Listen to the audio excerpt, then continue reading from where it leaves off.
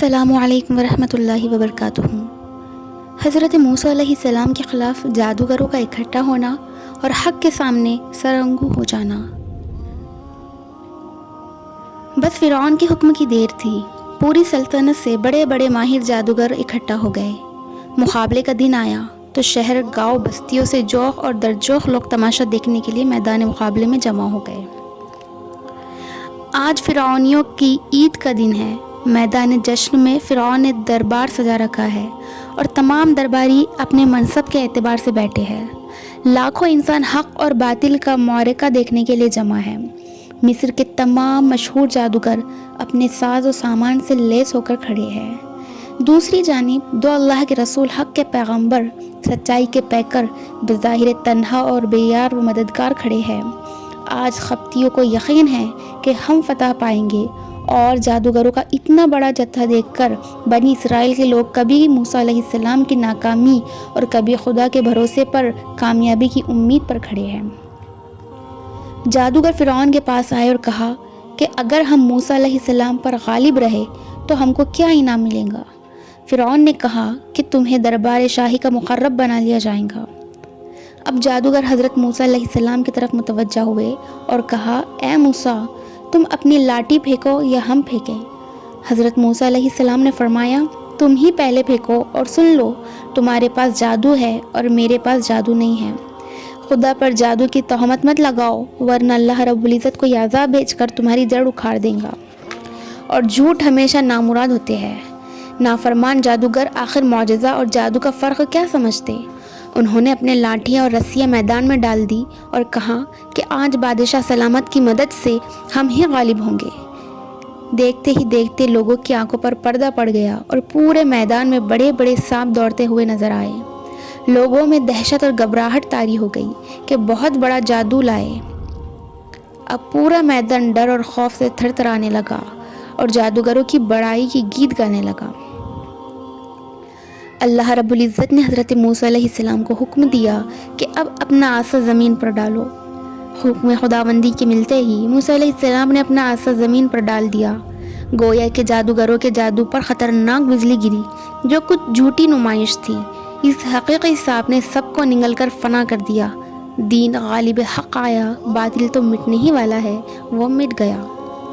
اب جادوگروں کو معجزہ اور جادو کا فرق سمجھ میں آ گیا اور کہنے لگے، یہ جادو نہیں ہے۔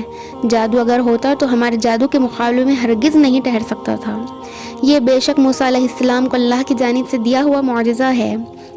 اس یقین کے آتے ہی وہ پکار اٹھے، آمنا برب ہارون و موسیٰ، ہم موسیٰ اور ہارون کے رب پر ایمان لائے، اور پھر سارے کے سارے سجدے میں گر گئے۔ فرعون نے یہ منظر دیکھا تو اس کے تن بدن میں آگ لگ گئی۔ غصے میں پاگل ہو کر کہنے لگا، تم کس کے حکم سے ایمان لائے؟ کیا تم یہاں اپنا ایمان بتانے آئے تھے اور ہم کو دھوکہ دے رہے تھے؟ یہ تمہارا سردار ہے جس نے تم کو جادو سکھلایا ہے۔ تم اس مکاری سے مصر والوں کو ان کے ملک سے نکالنا چاہتے ہو؟ سن لو، تمہیں کھجور کے تنوں پر سولی دوں گا، تمہارے ہاتھوں پاؤں کو کاٹ دوں گا۔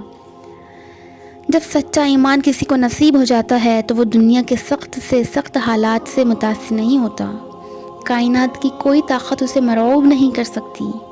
جادوگروں نے اپنی قوت ایمانی سے جواب دیا، جب سچائی ہمارے سامنے روز روشن کی طرح کھل کر آ گئی تو کیسے ہو سکتا ہے کہ خالق کائنات سے منہ موڑ کر تیری بات مان لیں؟ ہمیں تو اسی رب کے پاس جانا ہے۔ تجھے اس دنیا میں اختیار ہے، جو کرنا ہے کر لے۔ ہم اپنے پروردگار پر ایمان لائے، وہ ہماری خطائیں بخش دیں گا، خصوصاً جادوگری کی خطا جس پر تو نے ہمیں مجبور کیا۔ ہمارے لیے تو تجھ سے بہتر خدا کی آغوش رحمت ہے جو باقی رہنے والا ہے، اور گناہگار کا ٹھکانہ تو جہنم ہے، وہاں نہ زندگی ہے نہ موت، بلکہ ہمیشہ کا عذاب ہے۔